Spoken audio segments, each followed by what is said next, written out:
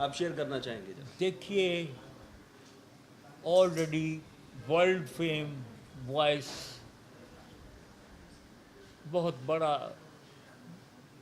Singer है हमारा ये, and we are proud of गो।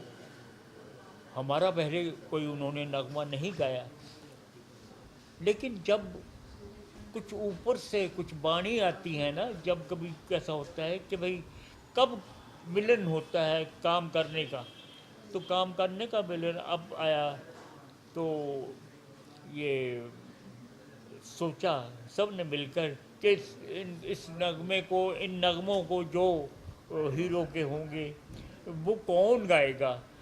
तो वो सब ने यही राय सबकी बनी कि सोनू निगम जी गाएंगी। तो और सोनू निगम एक बहुत बड़ा नाम है इस वक्त, और he is perfect singer, perfect, हर तरह का गाना गाते हैं वो। और मेरे ख्याल में इंशाल्लाह हमारे गाने भी बहुत अच्छे गाएंगे, बहुत मज़ा आएगा। और इंशाल्लाह फिल्म में और फिल्म को देखने वाले भी इस इन नगमात का, इन गीतों का मज़ा लेंगे। और इंशाल्लाह वो ख़याम को बिल्कुल वैसा ही पाएंगे जो मैं पहले दे चुका, और हमेशा जो दिया वैसा ही पाएंगे। वो कभी नहीं पाएंगे इंशाल्लाह, कोई कमी नहीं होने दूंगा, कभी नहीं। और कायम साहब, आज के दौर में गाना हो या गाने के बोल हो, थोड़े बहुत अश्लील होते जा रहे हैं। आपके दौर में ऐसा हुआ नहीं करता था, तो इसके बारे में क्या ख्याल? बिल्कुल सही बात है। और उन गानों को फिल्म इंडस्ट्री के, देखिए, फिल्म बनाने वाले, वो डायरेक्टर, वो प्रोड्यूसर, वो ऑफ कोर्स इवन आर्टिस्ट, तो वो सबकी राय से ये बुलंद पाया गाने होते थे। और बड़े बड़े शायर, कवि हमारी फिल्म इंडस्ट्री में उनकी खिदमत ली जाती थी। और उनकी खिदमत से क्या, यानी हमारी फिल्म इंडस्ट्री लिटरेचर से माला माल हो गई। तो ये है कि उस वक्त ये था। क्योंकि अब देखिए, मैंने आपको बताया, क्योंकि फिल्म मेकिंग का अंदाज बदल गया। और उस वक्त फिल्में हमारी बनती थी कि जुबली, गोल्डन जुबली हो। आज वो नहीं, ना जुबली है, ना गोल्डन जुबली है, ना 100 वीक है, ना वो ऐसा नहीं रहा। अब हमारी फिल्म आती है, वो माशाल्लाह कहूँगा, माशाल्लाह से वो 1 वीक में, 2 वीक में, 3 वीक में करोड़ हार रुपया मुनाफा मिल जाता है। बहुत अच्छी बात है, बड़ी खुशी की बात है। लेकिन वो मैं बताऊँ ना कि अंदाज हो गया है, तो उस अंदाज को यकीनन अगेन सब मेकर्स जो हैं उनकी राय होती होती। उसमें एक और बताऊंगा आपको, ये बात मैं कहना चाहूँ, हमेशा ही मैं कहता हूँ, ये म्यूज़िक का वो जो उरूज, म्यूज़िक का जो गोल्डन एरा कहा जाता था, वो नहीं रहा। तो इसमें मैं अपने नौजवान संगीतकारों को बिल्कुल ब्लेम नहीं करूँगा। No no no, they are they are very very talented. हमारे जो नौजवान संगीतकार हैं, आई मैंने कुछ सुने हैं, तो उनका टैलेंट बहुत है। लेकिन उनकी एक बात है कि उन्होंने फॉलो करना है अपने डायरेक्टर को, अपने डायरेक्टर को, अपने एक्टर को, और एंड अपने सब्जेक्ट को। What is the requirement of the subject. तो उस आज के पिक्चर में हमारे वाले दौर की उस म्यूज़िक के रिक्वायरमेंट नहीं है, नहीं। तो इसलिए फ़र्क ये है। तो इसलिए ये ब्लेम की बात नहीं है, लेकिन ये सब जो दौर बदल गया ये है। ओनली मैं ये कहूँगा कि किसी को ऐसा नहीं कि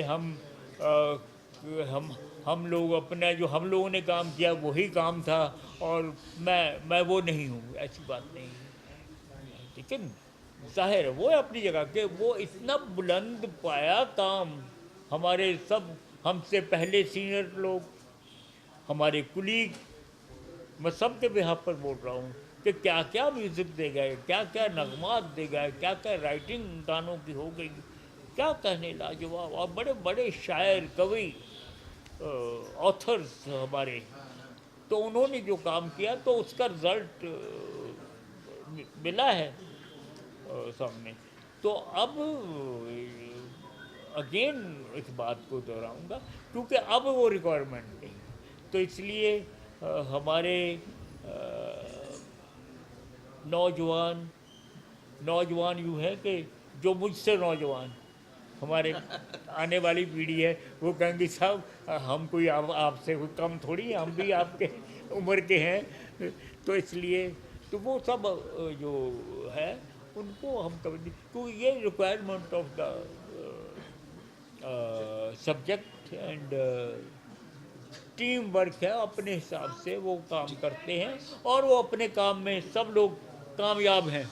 देखिए ये नहीं हम कहते वो भाई वो कामयाब है, देखिए कामयाबियाँ सामने नज़र आ रही हैं, कौन कौन सी पिक्चर क्या क्या हमारी आज हिंदुस्तान की पिक्चरें यानी इंटरनेशनल मार्केट में बहुत ही उनका योगदान है और बहुत कामयाबियाँ मिल रही हैं। And by technique and by everything we can beat.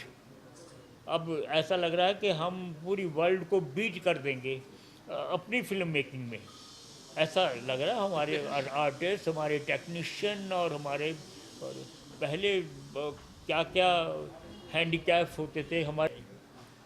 तो सोनू जी बहुत अच्छे।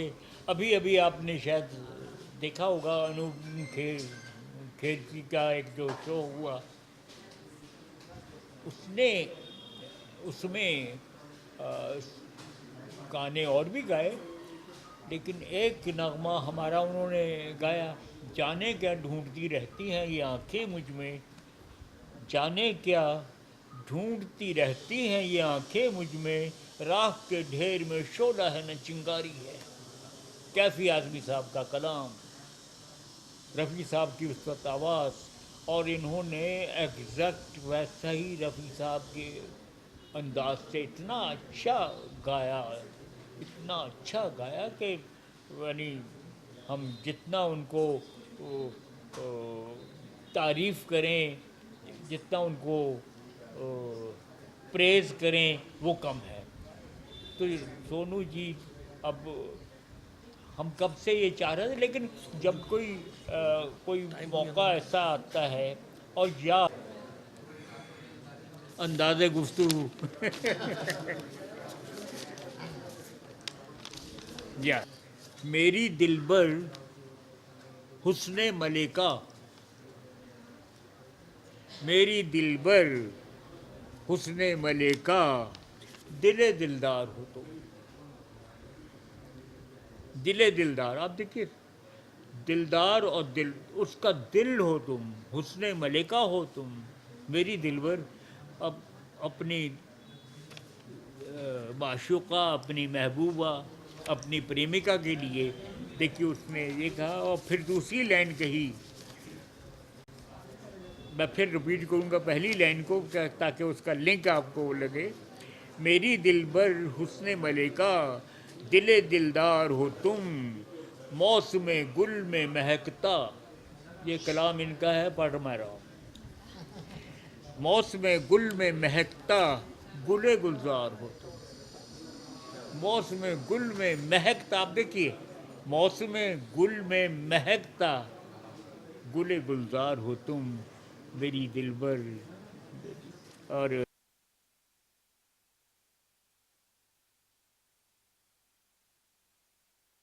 सबसे अलग दिखाई देगी। और इसीलिए इसका प्रूफ ये है कि इन्होंने इसकी म्यूज़िक के लिए ख़याम साहब को कहा है। ख़याम साहब मान गए, ये बहुत बड़ी बात है। उन्होंने अपनी ज़िंदगी में इतना कर लिया है ऑलरेडी, इतना अचीव कर लिया है कि अब वो किसी प्रोजेक्ट को अगर करेंगे तो उसके म्यूज़िक क्वेश्चन को देखकर, उसके साथ में जुड़े हुए लोगों को, उनकी काबिलियत को देखकर करेंगे। तो इसका एक गाना मैंने अभी जो मुझे गाने के लिए आया हूँ मैं, वो मैं आज गा रहा हूँ। शायद इसका एक और भी गाना है जो मुझे गाना है बाद में। तो मैंने अभी कुछ 5-6 दिन पहले ख़याम साहब के घर जाके रिहर्सल की थी। प्रकाश जी थे, उत्तम सिंह जी थे, जो अभी भी यहाँ पे मौजूद हैं, जो असिस्ट कर रहे हैं ख़याम साहब को। और बहुत ही अच्छी कॉम्पोजिशन है। ख़याम साहब इज़ समबडी जिनको सुन के हमारे पिता बड़े हुए हैं, उनके गाने बचपन में गा गा के। तो ख़याम साहब इतने बड़े फ़नकार हैं जिन्होंने लता जी से लेकर रफ़ी साहब से लेकर सबका बेस्ट निकलवाया है। और उनके बारे में तलत अज़ीज़ जी से बहुत सुनता रहता हूँ मैं, तलत जी इनको बहुत मानते हैं। तो ख़याम साहब के साथ में जुड़ना ही मेरे लिए बहुत बड़ी बात है। अभी तक उन्हें सिर्फ मैंने सारेगामा जब मैं शो करता था टीवी पर, उस समय उनको मैं एज ए गेस्ट बुलाया था और मिलवाया था लोगों से, लेकिन आज पहली बार उनसे काम करने का मौका मिल रहा है। आप लोग हमें आशीर्वाद दीजिए। Thank you. नहीं, वो बात करेंगे।